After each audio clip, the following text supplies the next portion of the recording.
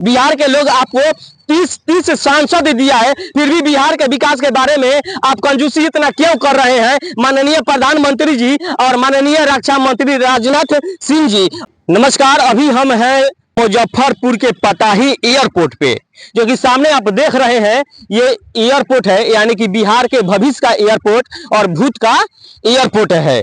यहाँ पे अगर देखा जाए कि इस एयरपोर्ट के नाम से पूरे मुजफ्फरपुर के सांसद और यहाँ के विधायक वर्तमान सभी चुनाव में तमाम घोषणाएं करके और चुनावी मुद्दा बनाकर और चुनाव जीत जाते होंगे। लेकिन अफसोस इस बात का पताही एयरपोर्ट का नाम चुनाव के समय ही रहता है और लोगों के जुबान पे आता है।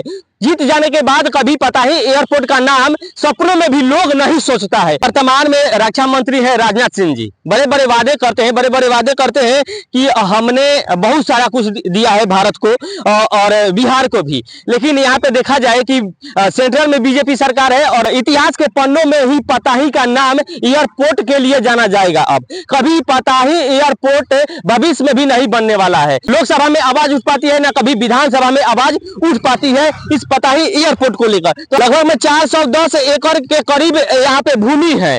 पताही एयरपोर्ट का भूमि लगभग 410 एकड़ माना गया है और हवाई अड्डा समुद्र तल से 174 फीट यानी कि 53 मीटर की ऊंचाई पर स्थित है और रनवे जिसमें 10/28 नामित किया गया है, जिनकी लंबाई 3990 फीट यानी कि 1216 मीटर। और इतिहास के पन्ने में ही आपको दिखाई देगा पताही एयरपोर्ट। अब हमें नहीं लग रहा है कि कभी यहाँ पे एयरपोर्ट अब बनेगा, लेकिन शर्म आनी चाहिए जो कि रक्षा मंत्री महोदय को, कि रक्षा मंत्री महोदय राजनाथ सिंह जी बड़े बड़े लंबे लंबे भाषण दे देते हैं, लेकिन कभी बिहार के उत्थान के लिए एक शब्द भी कभी नहीं बोल पाए हैं। या प्रधानमंत्री हो या रक्षा मंत्री हो या बिहार के मुख्यमंत्री हो, कभी भी बिहार के उत्थान के बारे में ये नेता नहीं सोचते हैं। आते हैं चुनाव के समय, जनता को लूटते हैं, ठगते हैं वोट के नाम पर, विकास के नाम पर, और जीत जाने के बाद अपने पिछुआड़े में कुर्सी साट कर बैठ जाते हैं। उसके बाद से फिर क्या होता है क्या नहीं होता है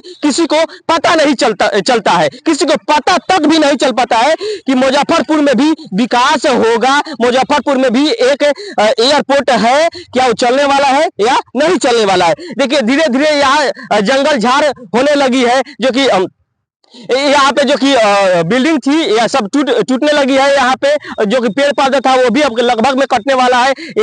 रनवे तक भी उखाड़ दिया गया है। क्या यहाँ अब एयरपोर्ट बन पाएगा या नहीं बन पाएगा, कमेंट में आप लोग बताइएगा। और वैसे वैसे भ्रष्ट नेता को और अधिकारी को आप जरूर कमेंट में बताइएगा कि यहाँ पे एयरपोर्ट बनना चाहिए कि नहीं बनना चाहिए। और रक्षा मंत्री से हम एक बार और कहेंगे कि एक बार कभी बिहार में आकर देखिए कि बिहार का स्थिति क्या है और बिहार से क्या क्या होता है, क्या क्या नहीं होता है। और तब बिहार के लोग आपको 30 सांसद दिया है, फिर भी बिहार के विकास के बारे में आप कंजूसी इतना क्यों कर रहे हैं? माननीय प्रधानमंत्री जी और माननीय रक्षा मंत्री राजनाथ सिंह जी, अब बताइए आपको क्या 40 का 40 सीट मिलेगा तभी आपसे हो पाएगा? पिछले साल 39 का 39 सीट, 2019 में 39 का 39 सीट आपको दिया गया था, लेकिन फिर भी आप क्या विकास किए? घंटा कुछ भी आप विकास नहीं किए हैं। केवल आप वैसा ही हवा में आए और हवा में गए, विकास के नाम पर एकदम लॉलीपॉप चुसा दिए हैं, कुछ नहीं दिए हैं आप।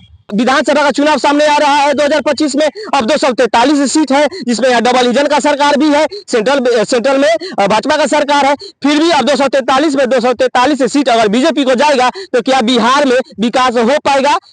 अब आप लोग तय करिएगा कि बिहार में विकास होगा या नहीं होगा।